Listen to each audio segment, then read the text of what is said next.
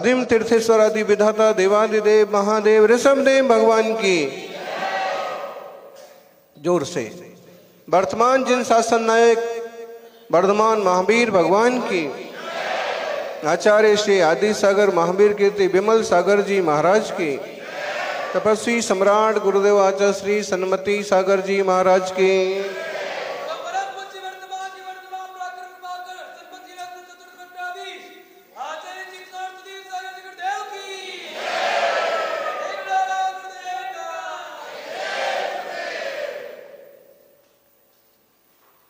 मुझे वो प्रार्थना मत दो जिसे तुम सुन नहीं सकते,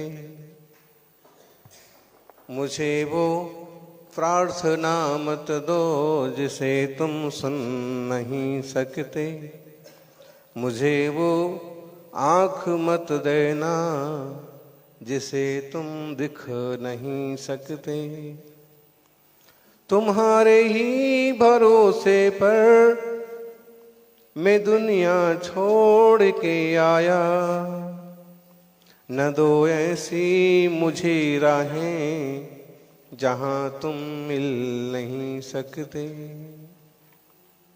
न दो ऐसी मुझे राहें जहां तुम मिल नहीं सकते।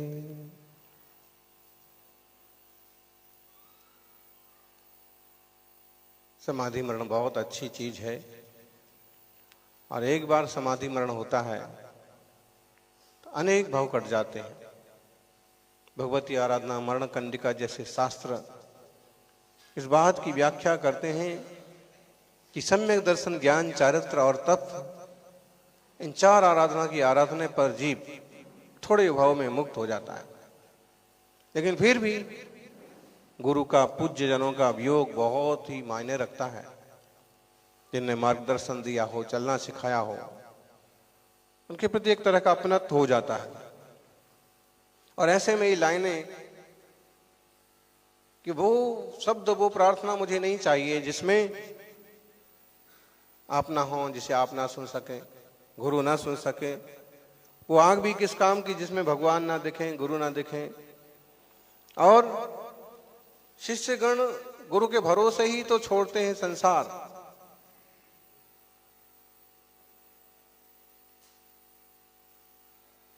गृहस्थी, और अगर गुरु छूट जाए तो बड़ा मुश्किल होता है।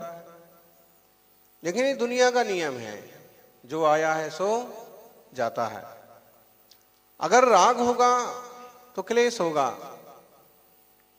लेकिन फिर भी जो सुराग होता है, अनुराग होता है, वो भी कई बार क्लेश का कारण बन जाता है। फिर भी भेद विज्ञानी को समझ तो होती है कि तन कोई भी शाश्वत नहीं है, चेतन शाश्वत है और तन परिवर्तनशील है। क्योंकि चैतन्य में भी परिवर्तन तो होते हैं, उत्पाद व्यय ध्रुवात्मक प्रत्येक द्रव्य है, तो आत्मा का परिणमन आत्मा रूप से ही होता है। इसलिए जब वह शुद्ध होता है तो शुद्ध रूप से परिणमन करता है। और अशुद्ध दशा में रागादि भावों के कारण से, आयु कर्म के उदयादि के कारण से वह जीवन मरण आदि रूप से भी परिणमन करता है।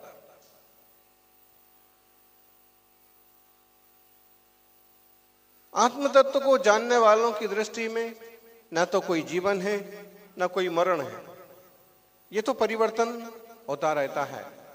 इसलिए ज्ञानी दुखी व परेशान नहीं होते। जन्म ही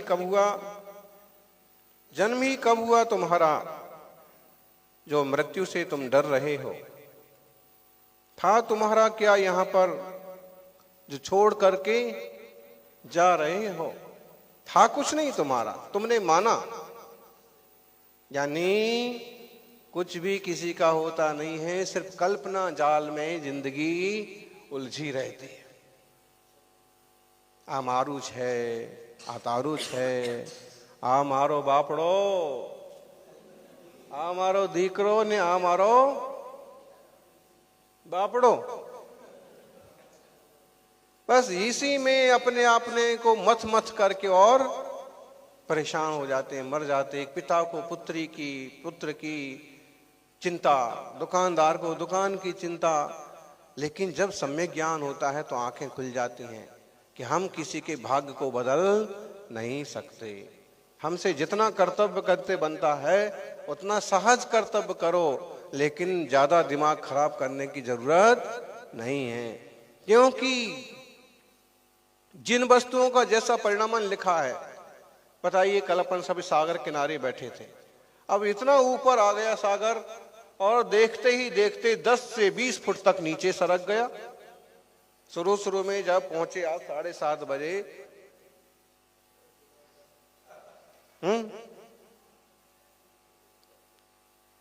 तो आपने ऐसा क्यों नहीं किया कि जब तक हमारा यहाँ प्रवचन और कार्यक्रम हो रहा है तब तक हम सागर को घटने नहीं देंगे? इतना तो भरा हुआ चाहिए। इतने दूर दूर से लोग आ रहे हैं और देखेंगे तो ये तो सागर जब 10 फुट नीचे उतर जाएगा तो क्या है, पहले पत्थर दिखे, फिर रेत दिखी, फिर कीचड़, बदनामी नहीं हो जाएगी भावनगर वालों की? बोले रतनदीप बोलते हैं लेकिन यहाँ तो कीचड़ है। तो आप उसको रोके क्यों नहीं कि भाई रोको, अभी सागर को अभी मत घटने दो? बोलो जी, निवेश भाई, आनंद भाई, सब लोग तो थे नहीं। वहां हमें पता है कि ये 4-6 घंटे बाद उतरता है, 4-6 घंटे बाद 12-14 घंटे बाद उतरता है, फिर चढ़ता है। ऐसा होता ही है इसका तो। अच्छा, जब अपन गए तो एकदम हल्की हल्की मीठी मीठी धूप थी, लेकिन जैसे बैठे तो सूरज ताव दिखाने लगा। कुछ लोग तो पसीना तक पहुंचने लगे, कुछ लोग नाश्ते के स्टॉल पर चले गए, कुछ लोग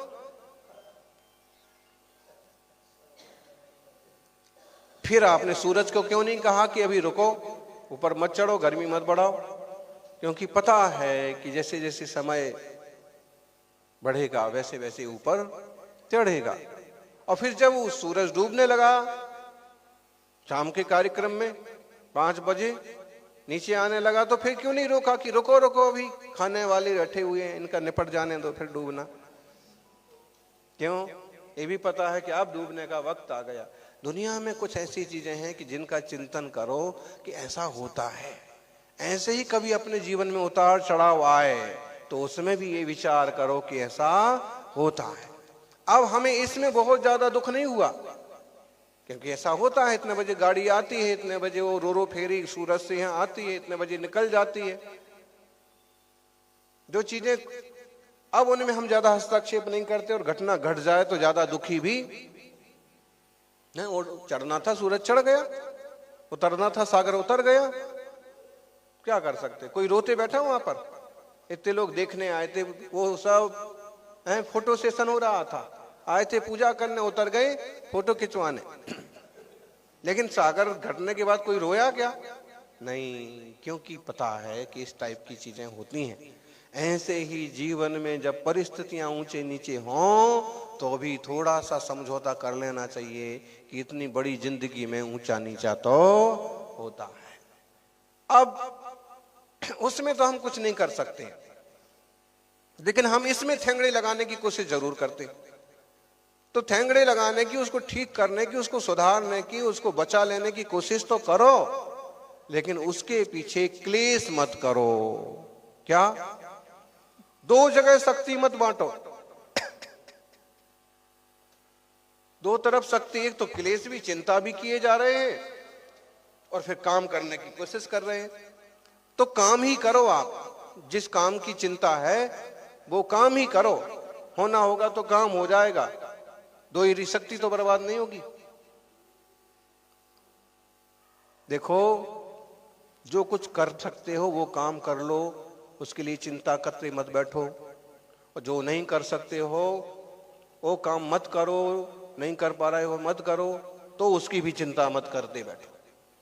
क्या पता है कि कर नहीं सकते, हो नहीं सकता। मतलब ही है कि संयोग वियोग हैं। क्या है, क्या लेके आए थे कि जो जा रहे हैं, छोड़ के जा रहे हैं और दुखी हो रहे हैं। जन्म ही कब हुआ तुम्हारा जो मृत्यु से तुम डर रहे हो, था तुम्हारा क्या यहाँ पर जो छोड़कर तुम जा रहे हो। चंद सांसें जो मिली थी वो भी कुदरत का दिया है, आयु कर्म का दिया है। जब टूट रही सांसें तेरी तो फिर दर्द से क्यों घबरा रहे हो। कर्म तूने कुछ किया नहीं, बस अहंकार में चूर थे। अब जब जीवन का संध्या काल आया तो क्यों अपनी बेगुनाही दिखला रहे हो। अब पछता कर क्या करोगे, जीते जी जब कुछ ना किया।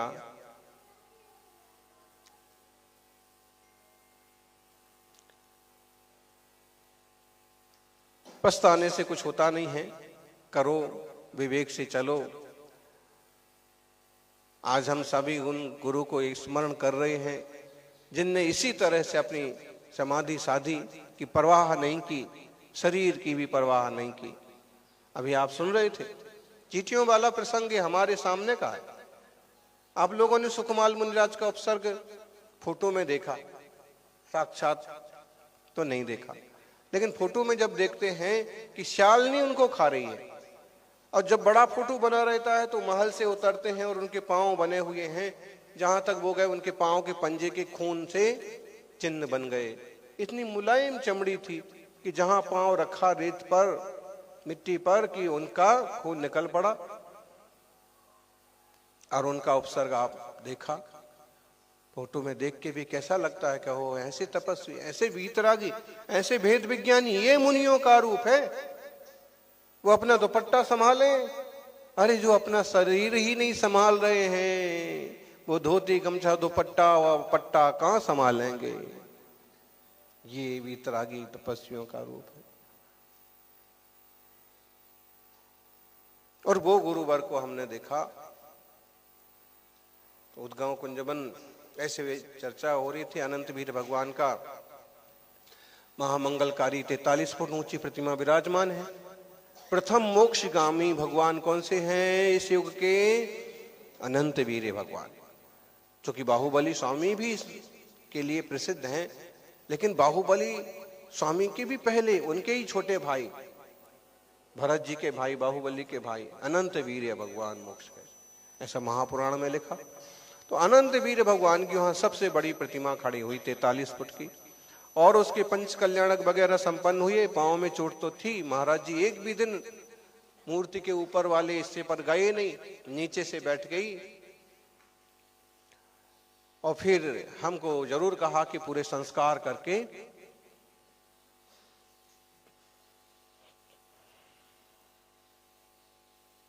तो पंच कल्याणक की जो विधि होती है, जो वो सब कर दी। लगातार 5-7 घंटे जो मंत्र और जो था, अजित जी है कासलीवाल हमारे साथ थे, उनको महाराज जी ने कहा कि जाओ ये जो सामग्री कहें वो सामग्री लेके जाओ। पंडित सब अपने अलग अलग,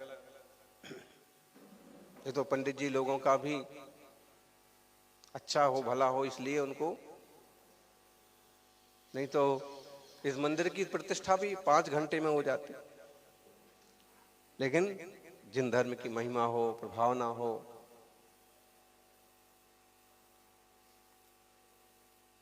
पूरी विधि हो, सबको लाभ मिले, इसलिए ऐसे आयोजन होते हैं। नहीं तो अगर हमसे कोई पूछे कि इतने बड़े बड़े कार्यक्रम करवाते हैं महाराज जी हैं, तो महाराज जी ने तो वो 5 घंटे वाला पंच कल्याणक भी किया हुआ है। विमल सागर जी कर ही देते थे, 2-3 घंटे में जा हो गई प्रतिष्ठा। तो जिन शासन की प्रभावना वगैरह के उद्देश्य से बड़े बड़े कार्यक्रम होते हैं। तो प्रतिष्ठा वगैरह एक तरह से संपन्न हुई और हम दूसरे तीसरे दिन चरणों में बैठे थे। तो बोले सुनील सागर जी, विहार कब किया जा सकता है? तो मैंने कहा कि अभी, मैंने कहा क्या विहार करना है? पांव में तो इतना बड़ा घाव है, पांव रखते हैं तो ऐसे पंजा बन जाता है, एड़ी छोटी उंगली के पास इतना बड़ा पत्थर लगने से छेद हो गया था, और उपचार कुछ करते नहीं थे तो फैल गया था। तो मैंने कहा विहार करना है क्या? अरे बोले विहार तो करना है। तो मैंने कहा ऐसे कैसे होगा विहार? बोले विहार तो होगा, यहाँ तो रुके। फिर हमने कहा किधर करना है, तो वो उमलवाड़ तरफ एक गांव था 5-5.5 किलोमीटर।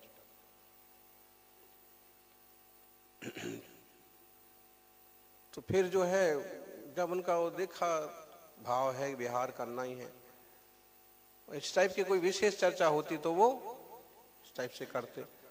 अब जैसे अनंत वीर भगवान की प्रतिष्ठा को लेके भी पूरा संघ इकट्ठा था, वहां तो 100 से ज्यादा साधु इकट्ठे थे, सब गुरु भाई अनेक आचार्य।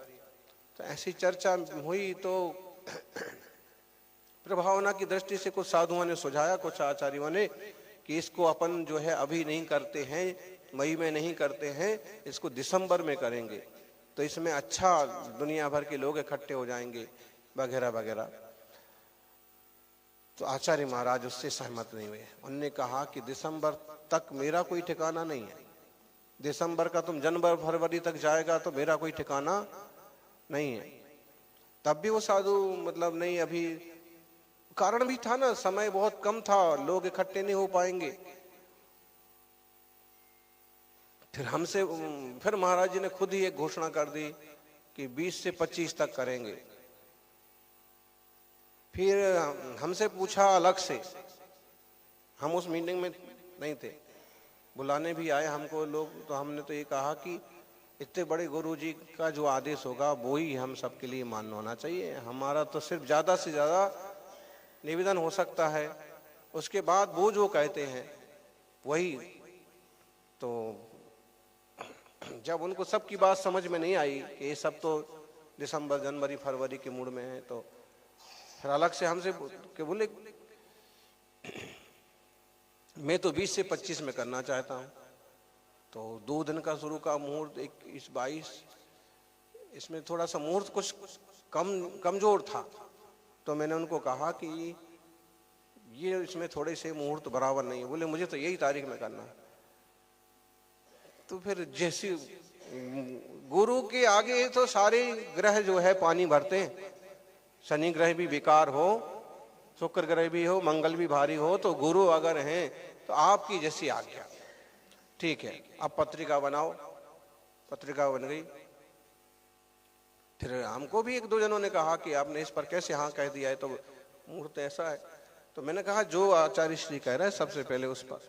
फिर बाद में क्या हुआ, जब एंड टाइम पर वो सब कार्यक्रम चालू हो गए, पत्रिका भी छप गई और फोटो भी लग गए, और जब वो कार्यक्रम चालू हो गया तो शायद 21 तारीख को 22 तारीख, हाँ ये हो गए 2-3 दिन के कार्यक्रम, बड़े बड़े अभिषेक भी हो रहे थे। तो 23 तारीख को सुबह हमसे पूछे कि बढ़िया मुहूर्त कौन सा है, सूर्य मंत्र का, पंच कल्याणक का। तो मैंने उनको कहा कि बढ़िया मुहूर्त तो सिर्फ आज का ही है, जो ये विधि कल परसों पर टलने वाली है, तो ये जो कुछ भी है मूल विधि के लिए आज का दिन ही सबसे अच्छा है। देखो पहले अगर उनसे ऐसे मनवाने जाते तो शायद वो नहीं भी मानते, या आप गुरु की आज्ञा का उल्लंघन कर रहे होते, क्योंकि वो अक्षय तृतीया का संभवतः दिन था। तो हमने कहा आज ही सबसे अच्छा मुहूर्त है। तो बोले कि अभी तुम ऐसा करो, फिर ये सब विधि कर दो। सब प्रतिष्ठाचार्य के रूप में तो बाई जी को रखा था और वहां के पुजारी जी को, पंडित जी को रखा था। अब स्पेशल कोई विद्वान थे नहीं, क्योंकि वो विद्वान भी मुहूर्त के लिए आगे पीछे कर रहे थे। तो उन्होंने बुलाई नहीं किसी को, पंडितों को रखो एक तरफ। फिर अब वो हम उनको तो पता था, मसूनंदी साहबकाचार्य की टीका की, वो पंच कल्याणक का पूरा हमने उसमें मुहूर्त वगैरह शोधन का सब वास्तु वगैरह सब लिखा। तो उनको उससे भी मालूम पड़ गया कि इसमें सच में शास्त्री है और इसको ये सब आता है। तो ऐसे करो, ये सब विधि कर दो। तो मैंने कहा कि इसमें तो आज का ही दिन है, इसमें तो 5 से 7 घंटे लगेंगे अगर आज ही सारी विधि करना है।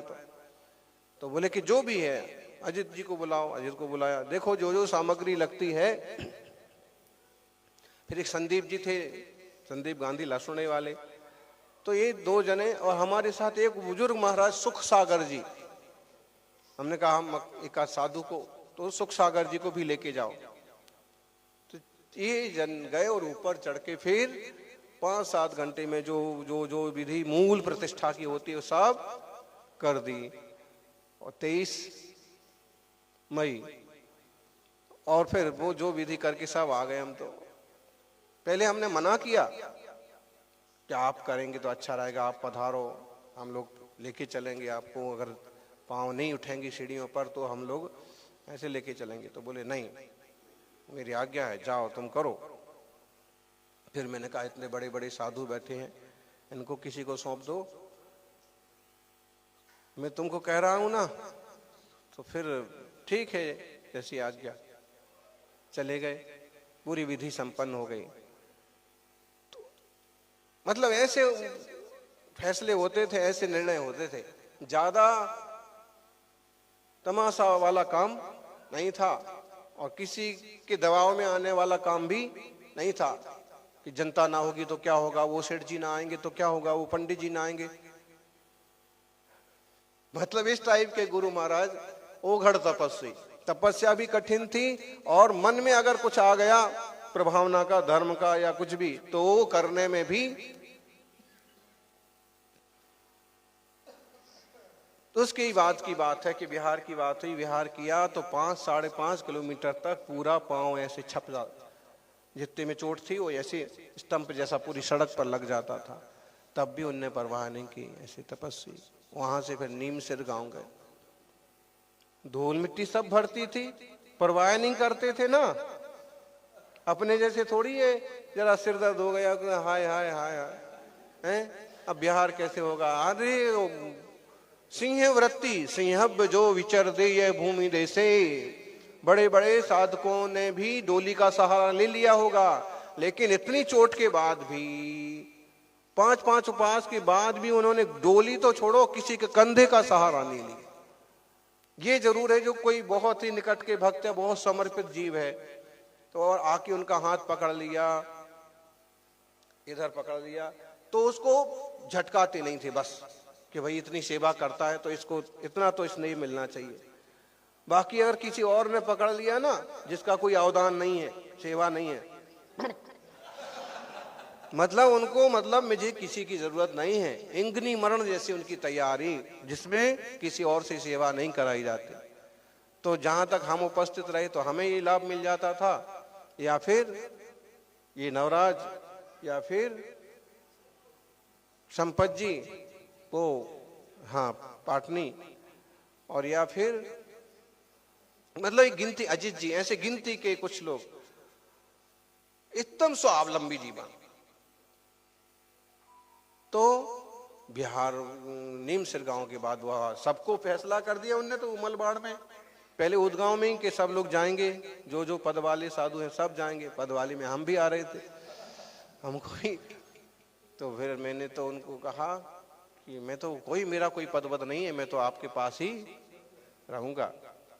अब पद तो नहीं दिया था, एक आचार्य पद 25 जनवरी माघ शुक्ला सप्तमी औरंगाबाद में 2007 में। तो अब पद वाले बने रहोगे तो पास में रहने को नहीं मिलेगा। आप थे उसमें उस समय इनकी दीक्षा भी हुई थी शोभन सागर जी की। तो मैंने कहा, तो बाकी सबको ऐसी लग रहा था कि संघ में सब जाएंगे, बाकी हम, क्योंकि वो हमको स्पेस देते थे थोड़ा। तो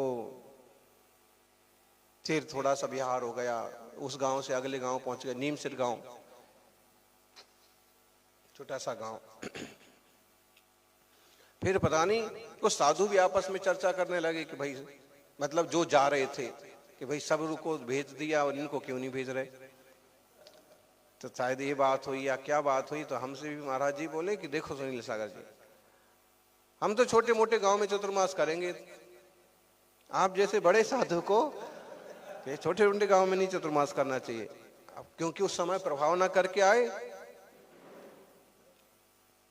2 चतुर्मास हमारा नाते पोते, सोलापुर, अडूल, 3 चतुर्मास अलग हो चुके थे। अच्छी लोगों को अच्छा लगा, अच्छी प्रभावना हुई, साधना हुई, तो उसमें एक अच्छा वो बन गया। सब मीडिया, अखबार, समाज, महाराष्ट्र का वो क्षेत्र पूरे प्रभाव में आ गया। तो आचार्य से, तुम जैसे बड़े साधु को छोटे मोटे गांव में नहीं करना, मुंबई में चतुर्मास करना चाहिए। फिर क्या बोलेंगे, क्या नानुकुर करेंगे। एक आध दो बार कहा लेकिन बोले कि नहीं ऐसा। तो मुंबई चतुर्मास हुआ। फिर इधर गुरुवार कोल्हापुर पहुंचे और पूरा चतुर्मास में कठिन से कठिन तपस्या करते रहे। हमारे पत्रों का बस इतना ही जवाब देते कि अभी वहीं प्रभाव ना करना है, वहां के 2-3 पंच कल्याण करवा के फिर इस तरफ आना, अभी मत आना। और फिर 24 दिसंबर 23 दिसंबर वहां सावधान तो हर पल थे, कोई बेहोशी का काम नहीं। कठिन से कठिन तपस्या, इंगनी मरण, किसी से सहयोग नहीं लिया। और 24 दिसंबर को उन्होंने बैठे बैठे उत्तम समाधि साधी। और भरत मिंडा ने कैसे बता दिया, कल पूरा वो सामने बैठे रहे। 450 किलोमीटर दूर थे हम। फिर हमारे पास जैसे ही सुबह ही समाचार जब विहार कर रहे थे खार से गोलालवाड़ी की तरफ, खार से ताड़देव के लिए, तो जैसे ही 1-2 किलोमीटर चले होंगे की खबर। जब गुरुजनों का बड़ा योगदान होता है जीवों के जीवन के निर्माण में, और फिर अगर वो मोक्ष मार्ग की बात हो और सच्चे साधकों के विकास की बात हो, तो फिर विकल्प तो थोड़ा होता है। जो भी रहा, हर इंसान में खामियां भी होती हैं और खूबियां भी होती हैं। हर इंसान में खामियां भी होती हैं और खूबियां भी होती हैं। तलाशने वाले खामियां तलाश लेते हैं और तराशने वाले खूबियां तलाश लेते हैं।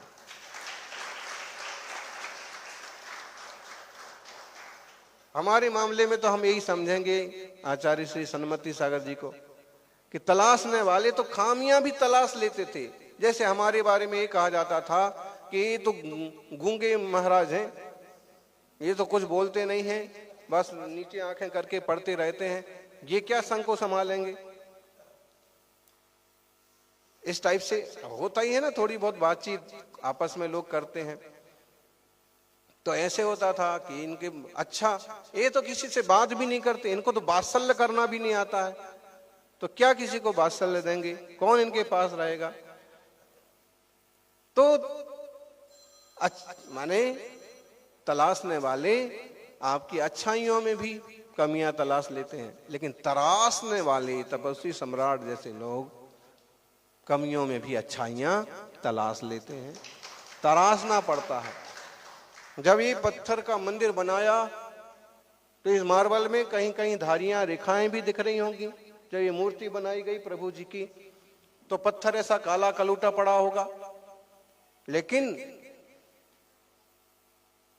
जब खामियां देखने वाले ने देखा तो ये पत्थर किसी काम का नहीं है। लेकिन एक अच्छे शिल्पकार ने देखा कि इस पत्थर में तो पारसनाथ की मूर्ति बन सकती है, मुनि सुब्रत की मूर्ति बन सकती है। तो काला कलूटा पत्थर भी आज मंदिर में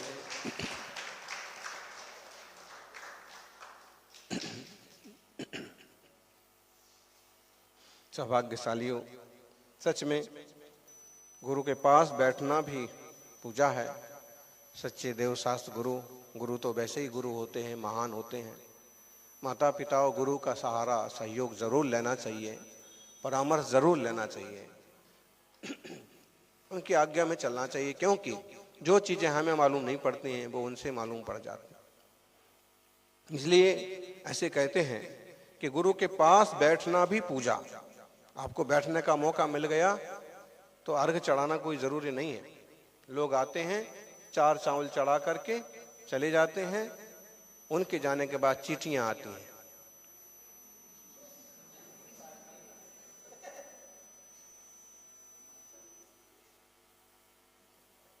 वो आके पूरा हाल चाल लेती हैं।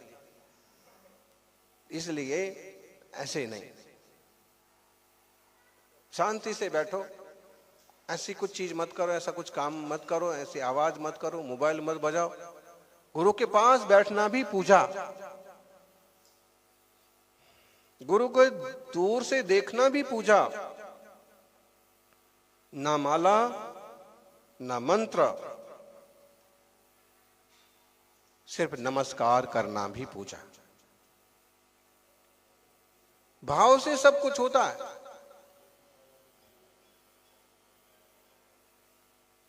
तो बोलते ना, सागर किनारे बैठा करो, कोई ना कोई लहर,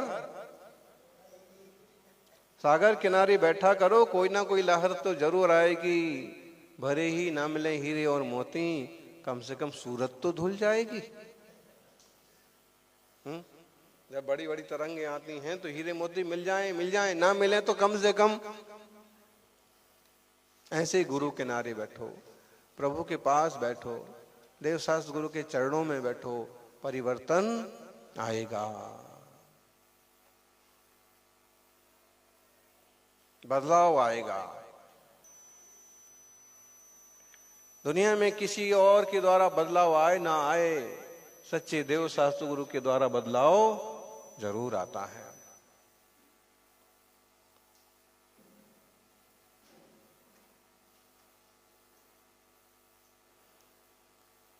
सच में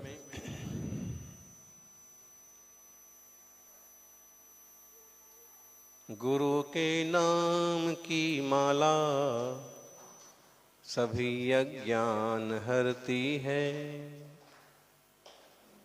गुरु के नाम की माला सभी अज्ञान हरती है। मिले वरदान वाणी का तो किस्मत काम करती है। सच्चे मन से जो हो अर्पण तो सारे काम बनते हैं। सच्चे मन से जो हो अर्पण तो सारे काम बनते हैं।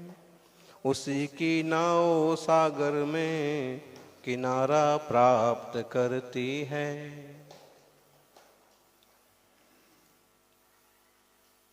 इसलिए जरूरी है क्योंकि मार्गदर्शक है। तस्मै श्री गुरुवे नमः, श्री गुरुवे नमः, श्री परम गुरुवे नमः, परम पराचार्य गुरुवे नमः। क्यों? ट्रेडिशन है, पूरी परंपरा है। अभी आप सुन रहे थे, तपस्वी सम्राट तो प्रोफेशनल तपस्वी थे। आपको प्रोफेशनल म्यूजिशियन मिल जाएंगे, प्रोफेशनल सिंगर मिल जाएंगे, प्रोफेशनल लेखक मिल जाएंगे, प्रोफेशनल सारी चीज में मिल जाएंगे। लेकिन तपस्वी सम्राट इस दुनिया में एकमात्र ब्रांड है जो प्रोफेशनल तपस्वी थे। प्रोफेशनल मतलब केवल और केवल आत्मशुद्धि का उद्योग और उसके लिए कठिन तपस्या। निश्चित रूप से उनके तपस्या की प्रोफेशन के बारे में तो क्या कहा जाए। एक बार एक सज्जन आए, ज्यादा परिचित नहीं थे दिगंबर तपस्वियों से, और उन्होंने ऐसे ही पूछ लिया, व्हाट इज योर बिजनेस? मतलब आप दिगंबर हैं, आपके पास तो कुछ नहीं है, लेकिन इतनी बड़ी बड़ी गाड़ियां खड़ी हैं, भगत लोग आए हैं। तो उन्होंने समझा कि व्हाट इज योर बिजनेस? गुरुजी ने कहा, business is my business. Business मतलब व्यस्त रहना। किस चीज में व्यस्त रहना? अपने तप में, त्याग में, ध्यान में, ज्ञान में, स्वरूप संवेदन में। बिजनेस इज माई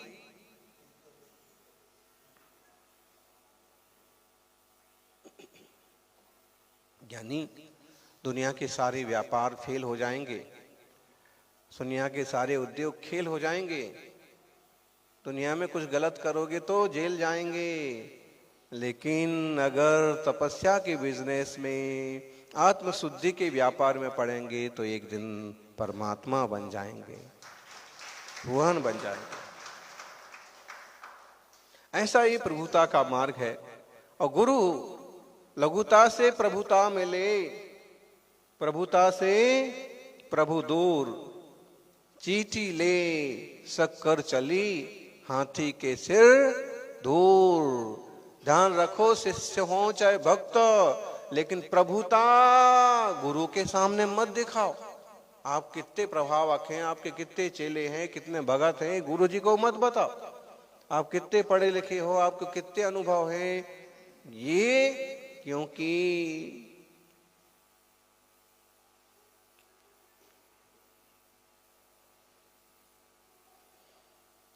गुरु से शिष्य की कौन सी बात अनजानी है। सागर को पता है बूंद में कितना पानी है? नाना के घर जाओ, बोलो नाना हाल की बात करो। नाना जी हैं? अब नाना के घर गए और नाना से कह रहे हो कि हमारी नाना के यहाँ तो हाथी था, घोड़ा था, तो नाना के घर ननहाल की बातें करोगे तो चलेगा क्या? ऐसे गुरु जी के सामने कुछ भी कहोगे, गुरु जन जो होते हैं, पूज्य जन जो होते हैं, उनसे कुछ सीखो और खास आत्मोद्धार की कला सीखो। दुनियादारी की चीजें सिखाने के लिए ढेरों मोटिवेशनल गुरु पड़े, लेकिन आत्म कल्याण की बात बताने वाले कोई निष्प्रही वीतरागी आत्मज्ञानी मुनिराज ही होते हैं, जो बताते हैं कि भव भव में भटक लिए, बहुत जन्म मरण हो गए, अब इस जन्म मरण का जंजाल छोड़ो और आत्म कल्याण के मार्ग पर चलो। खूब आध्यात्मिक जीवन था आचार्य श्री का, और निरंतर कोई ना कोई आध्यात्मिक शास्त्र का। जयपुर चतुर्मास में एक बड़े विद्वान नेमीचंद्र जी पाटनी, टोडर स्मारक के महामंत्री भी थे, और अक्सर कर हुकुमचंद भारिल भी, ये विद्वान आया करते थे और निरंतर गोष्ठी चला करते थे। बड़ी अच्छी चर्चाएं होती थी। विद्वानों के प्रति भी उनके मन में स्नेह था, श्रावकों के प्रति, सब जीवों के प्रति था, लेकिन उनकी वीतरागता, उनकी निष्प्रहा, उनका त्याग तप अद्भुत था। आज हम उनका स्मरण इसलिए करते हैं कि उनने खुद भी लघुता से प्रभुता पाई। बहुत छोटे से गांव, कहाँ उत्तर प्रदेश का एटा जिला, फपूतों जैसा गांव, और कहाँ पूरे देश में आज उनकी महिमा है, दुनिया में गरिमा है। लघुता से प्रभुता मिले, प्रभुता से प्रभु दूर हैं। ज्यादा तुम गुरु के सामने बड़े बनने की कोशिश करोगे तो, दिखावा करने की कोशिश करोगे तो नहीं चलेगा। तो हम भी हमेशा छोटे बन के रहे, सीखना ही है, चरणों में रहना है। और ध्यान रखो,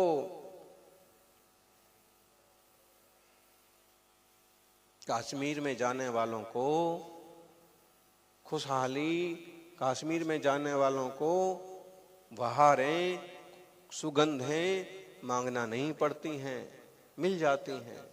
ऐसे ही सच्चे गुरु के चरण रहने वालों को सुख शांति मिल जाती है। सच्चे देव शास्त्र गुरु जिनेंद्र भगवान के चरणों में आने से जीवन में समृद्धियां मिल जाती हैं, आत्मज्ञान का मार्ग मिल जाता है।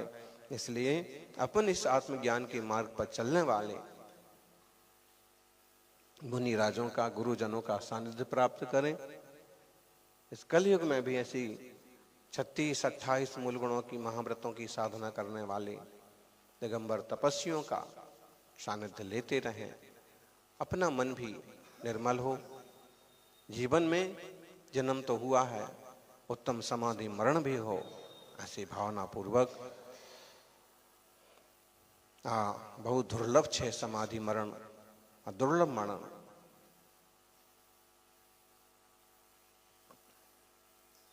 बहुत दुर्लभ है व्रत, आ संसार में अत्यंत कठिन है।